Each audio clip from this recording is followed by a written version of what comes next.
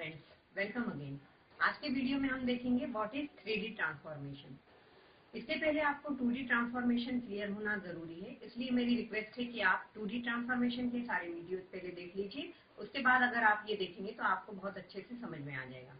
Okay, तो 3D transformation में भी हमें वही ट्रांसफॉर्मेशन की फॉर्म देखना है जो हमने 2D ट्रांसफॉर्मेशन में देखे थे। That is translation, rotation, reflection, sharing, ठीक है, और स्केलिंग। तो ये सारे ट्रांसफॉर्मेशन हम 3D में देखेंगे। बस फर्क सिर्फ इतना है कि वहां हमने 2 डायमेंशन ली थी, एक्स और वाई, और यहाँ पे हम 3 डायमेंशन लेंगे, एक्स, वाई और जेड, और उसके करस्पॉन्डिंग ये ट्रांसफॉर्मेशन कैसे हो रहे हैं उसके लिए हम फार्मूला डिराइव करेंगे। ओके, तो देखते हैं 3D ट्रांसफॉर्मेशन। सबसे पहले हम देखेंगे ट्रांसलेशन। जैसा कि मैंने आपको बताया था, ट्रांसलेशन में हम क्या करते हैं, किसी भी ऑब्जेक्ट की पोजीशन को चेंज करते हैं, उसे एक जगह से दूसरी जगह पर ले जाते हैं। तो एक जगह से दूसरी जगह पर ले जाने के लिए उसके कोऑर्डिनेट में क्या चेंजेस होते हैं वो हम यहाँ पे डिराइव करते हैं। सपोज ये हमारा पॉइंट P है, ये अभी इस पोजिशन पे है, इसका है एक्स, वाई और जेड कोऑर्डिनेट। इसका पोजीशन स्पेसिफाई कर रहे हैं अपन एक्स, वाई और जेड से, ठीक है। तो ये पोजीशन जब यहाँ पे चले जाती है पॉइंट P, तो इसका नया कोऑर्डिनेट बन जाता है एक्स डैश, वाई डैश और जेड डैश में। अब हमें फार्मूला ये डिराइव करना है कि एक्स डैश को हम एक्स से कैसे निकाल सकते हैं।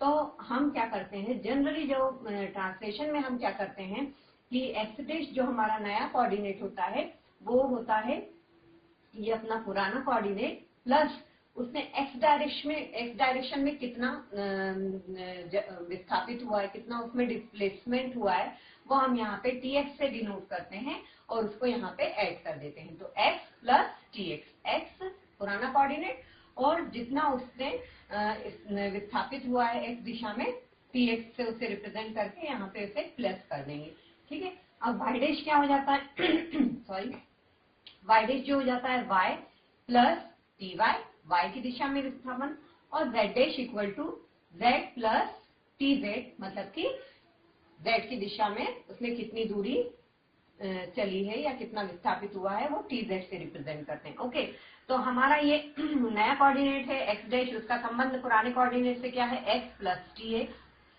वाई डैश क्या हो जाएगा, Y plus T Y. Z dash क्या हो जाएगा, जेड प्लस टी जेड, ठीक है। तो इसको मैट्रिक्स के फॉर्म में रिप्रेजेंट कर देते हैं, x dash, Y dash, Z dash, ठीक है, X Y Z plus T X, T Y, T Z, ठीक है। यहाँ पे ये ध्यान देने वाली बात है कि यहाँ पे हम अभी प्लस में इसको रिप्रेजेंट कर रहे हैं। इसको अगर इनटू में रिप्रेजेंट करना है, जैसा कि हम स्केलिंग और रोटेशन में करेंगे, तो आपको होमोजीनियस कोऑर्डिनेट लेना पड़ेगा, जो कि मैंने आपको एक वीडियो अपलोड किया है व्हाट इज होमोजीनियस कोऑर्डिनेट।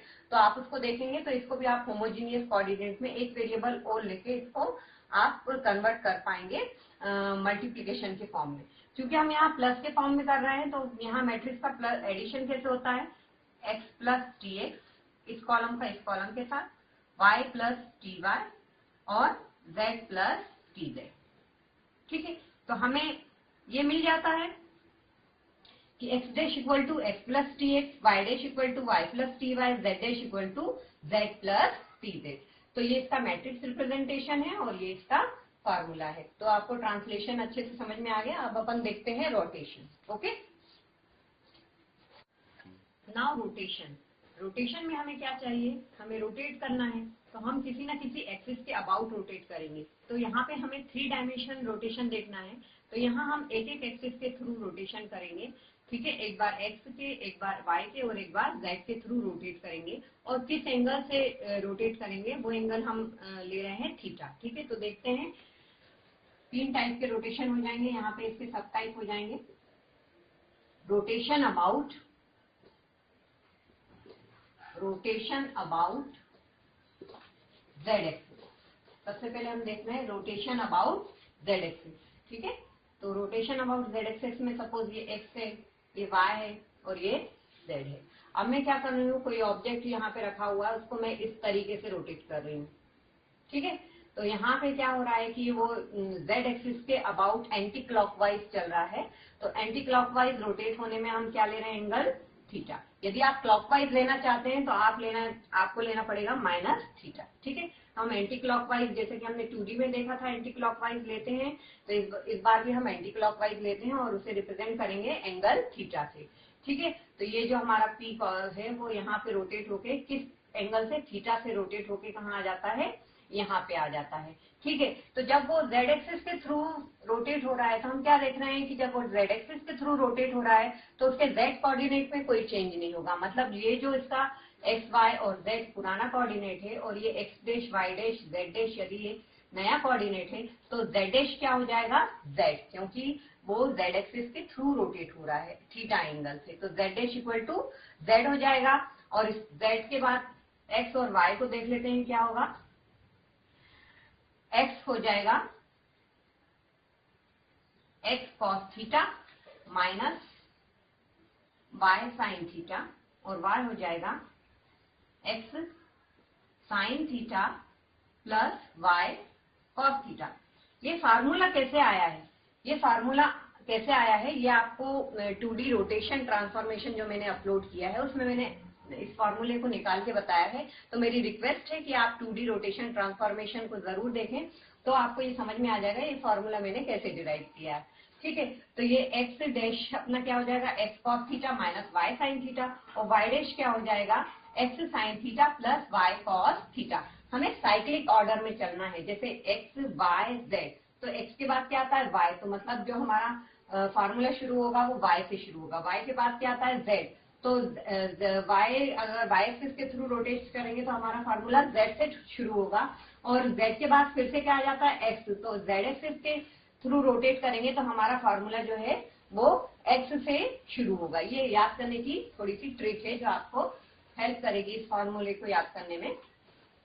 तो यहाँ पे हमने क्या देखा कि z में कोई चेंजेस नहीं है, x डैश जो है वो x cos theta minus y sin theta, और y डैश जो है वो है x sin theta plus y cos theta. अब इसको रिप्रेजेंट कर लेते हैं मैट्रिक्स के फॉर्म में। यहाँ पे हम लिखेंगे x dash, y dash, z dash, इसका मैट्रिक्स रिप्रेजेंटेशन कर देते हैं। हमें z में क्या चाहिए, z में हमें क्या चाहिए, z डैश में z चाहिए, मतलब z में क्या चाहिए, 1 चाहिए, तो यहाँ लिखेंगे 0 0 0 1 0 0।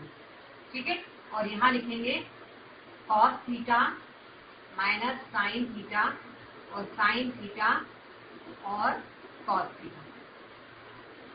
ठीक है, यहाँ पे हमें क्या चाहिए, z में z dash equal to z चाहिए, यहाँ पे अपना ये कोऑर्डिनेट आ जाएगा पुराना।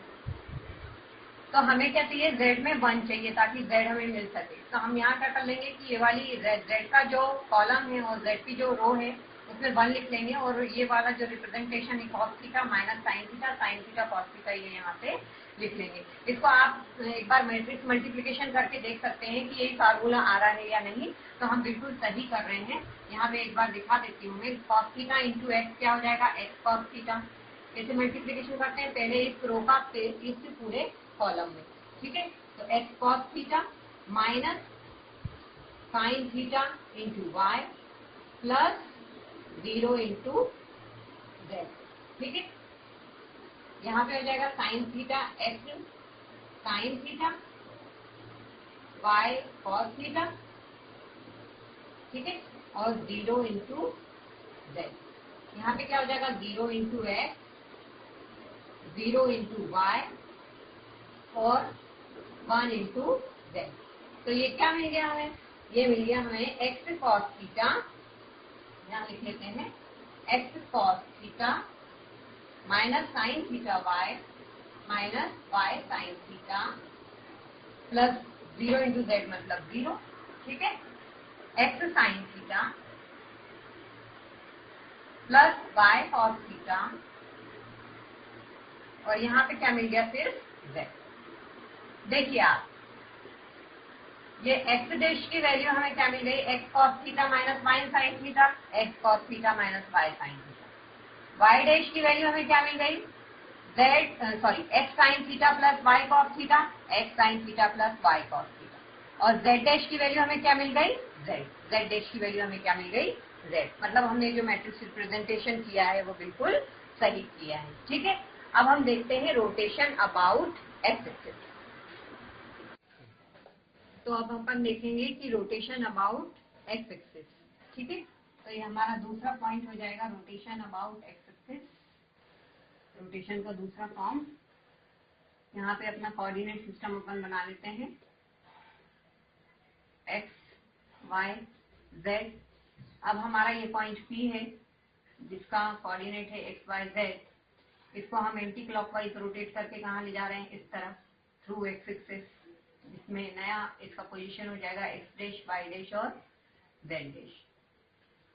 ठीक है, तो हम इसे डिराइव करते हैं कि एक्स डैश क्या होगा, वाई डैश क्या होगा और जेड डैश क्या होगा। क्योंकि हम एक्स एक्सिस के थ्रू इसको रोटेट कर रहे हैं, तो एक्सिस के थ्रू जब रोटेट करेंगे तो एक्स डैश जो नया कोऑर्डिनेट है वो पुराने एक्स के इक्वल ही होगा, इसलिए हम यहाँ लिख लेते हैं x dash equal to x. अब हम देख लेते हैं नया वाई डैश क्या हो जाएगा और नया जेड डैश क्या हो जाएगा। ठीक है, तो यहाँ लिखा अपन ने cos theta by cos theta minus z sine theta, और यहाँ पे y sine theta minus plus z cos theta. ठीक है, अब y और z में हमें नया कोऑर्डिनेट सिस्टम लेना है। y डैश क्या हो जाएगा, y cos theta minus z sign theta, और z डैश क्या हो जाएगा, y sign theta plus z cos theta. इसको भी अगेन अपन मैट्रिक्स के फॉर्म में रिप्रेजेंट कर लेते हैं, x dash y dash z dash. अब हमें क्या चाहिए, x डैश में x चाहिए, मतलब x वाले कॉलम में 1 चाहिए, तो यहाँ 1 1 लिख लेते हैं। सबसे पहले 1 0 0 इसका कॉलम, इसका रो, और यहाँ लिख लेते हैं cos theta minus sine theta और ये कॉस थीटा। ठीक है, यहाँ पे आ जाएगा एक्स वाई और जेड। अगेन आप इसको भी चेक कर सकते हैं, ये आपने फॉर्मूला जो मैट्रिक्स के फॉर्म में रिप्रेजेंट किया है वो सही है या नहीं। आप इस पूरी रो का क्या करेंगे, इस पूरे कॉलम में मल्टीप्लीकेशन करेंगे तो आपको क्या मिल जाएगा, 1 इंटू एक्स मतलब एक्स। ठीक है, 0 इंटू वाई मतलब 0, 0 इंटू जेड मतलब 0, तो यहाँ मिल गया x। ठीक, 0 इंटू एक्स मतलब 0, x into y cos theta मतलब वाई कॉस थीटा। ठीक है, थोड़ा सा डायरेक्ट कर रही हूं मैं, और minus sine theta into z, तो ये हो गया minus sine theta into z. ठीक, यहाँ पे बनाए तो 0 इंटू एक्स मतलब 0, साइन थीटा इंटू वाई मतलब वाई साइन थीटा। ठीक है, और कॉस थीटा इंटू जेड मतलब जेड कॉस थीटा। ठीक है, तो अपन देख लेते हैं ये फार्मूला आया, ये जो अपना फार्मूला है वो सही आया है या नहीं। यहाँ पे हमें एक्स डैश एक्स मिल गया, एक्स डैश एक्स मिल गया। यहाँ पे हमें वाई डैश क्या मिल गया, y cos theta minus sine theta into z, y cos theta minus sine theta into z. ठीक है, जेड डैश क्या मिल गया, y sine theta plus z cos theta, y sine theta plus z cos theta. मतलब हमने जो matrix representation किया है वो बिल्कुल सही है। तो ये हो गया इसका मैट्रिक्स रिप्रेजेंटेशन। अब अपन देख लेते हैं rotation about y axis. Now rotation about y axis में हमें देखना है थर्ड फॉर्म। यहाँ वाई कर लीजिए, ये अपना थर्ड फॉर्म हो जाएगा रोटेशन। कोऑर्डिनेट सिस्टम बना लेते हैं, एक्स वाई जेड। अब हमें क्या करना है, एंटी क्लॉकवाइज ले जाना है वाई एक्सिस के थ्रू अपने पॉइंट पी को, जिसकी पोजीशन पहले थी एक्स वाई और जेड, और नई पोजीशन जिसकी हो गई है एक्स डैश वाई डैश और जेड डैश। ठीक है, थीटा एंगल से इसको रोटेट कर रहे हैं एंटी क्लॉकवाइज, तो हम इसके लिए फॉर्मूला ड्राइव करना चाहते हैं।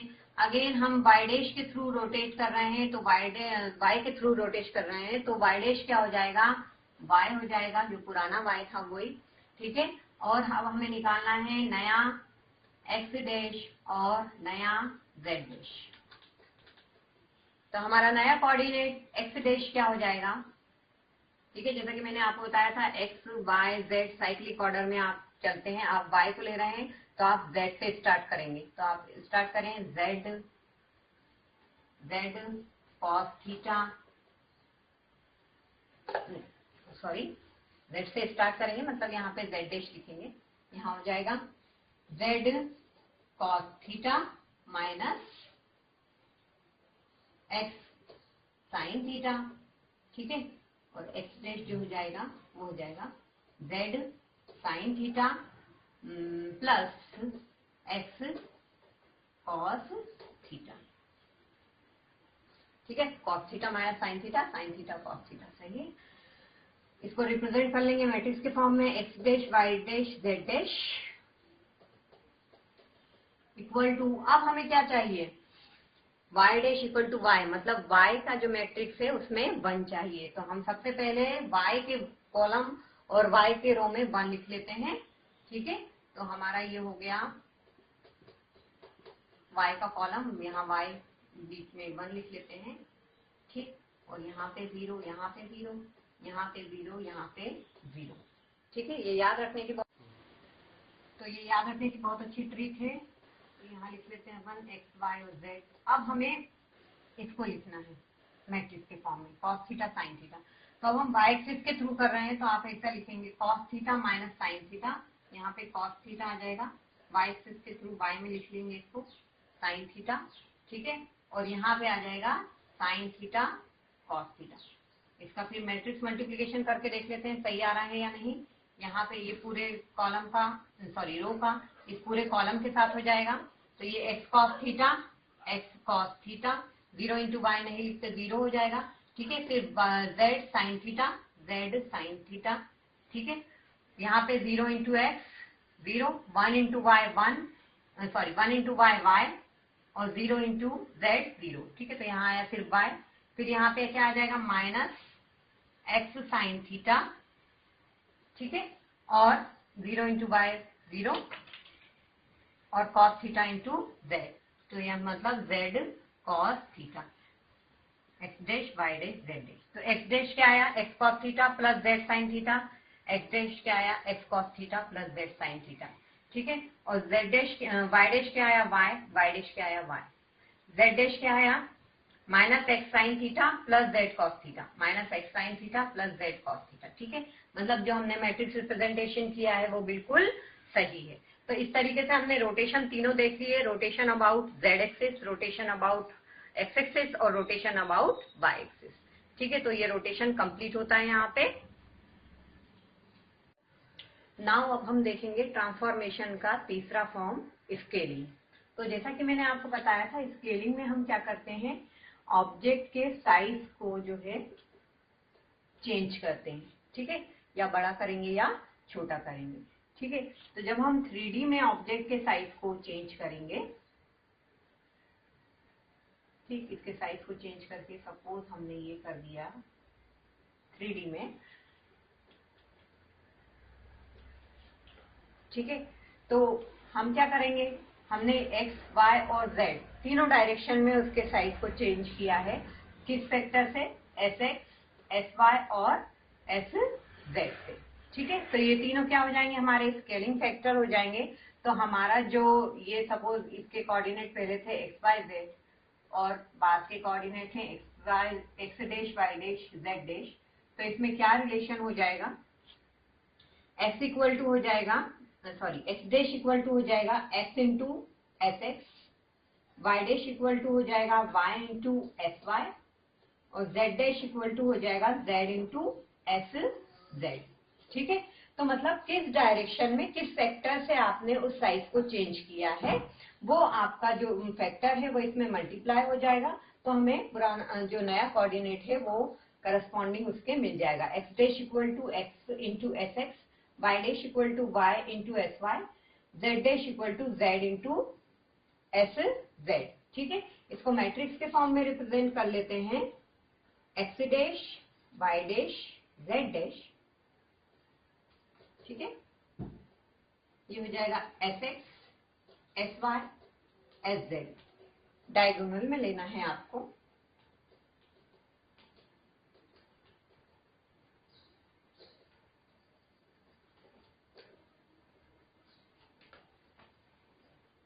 ये हो गया एक्स, वाई, जेड,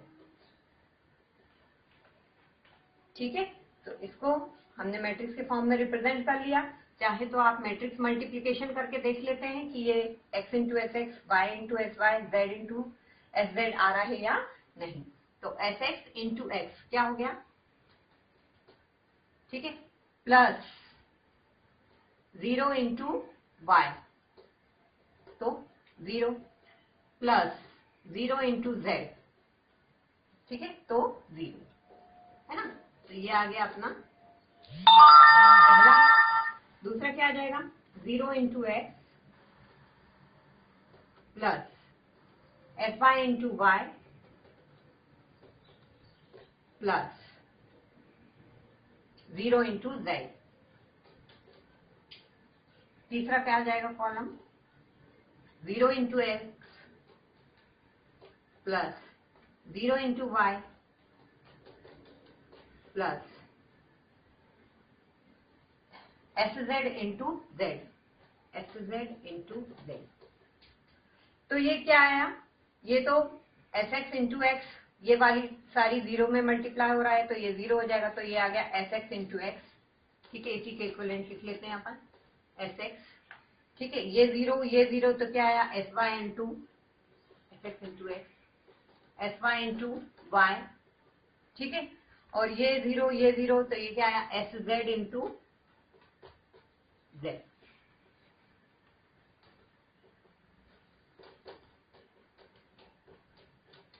ठीक है, तो हमारा एक्स देश में क्या मिल गया, s x into x, s x into x.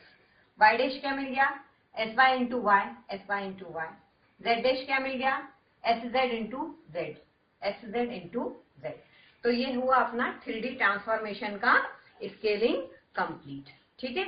I hope आपको ये तीनों ट्रांसफॉर्मेशन, रोटेशन, ट्रांसलेशन और स्केलिंग अच्छे से समझ में आ रहे हैं। अब इसके दूसरे जो ट्रांसफॉर्मेशन रहते हैं, मतलब रिफ्लेक्शन और शेयरिंग, उसके लिए आप मेरा आगे का वीडियो देखिए। और अब यदि ये वीडियो अच्छा लगा है तो इसे लाइक जरूर करें और मेरे चैनल को सब्सक्राइब भी करें। Thank you.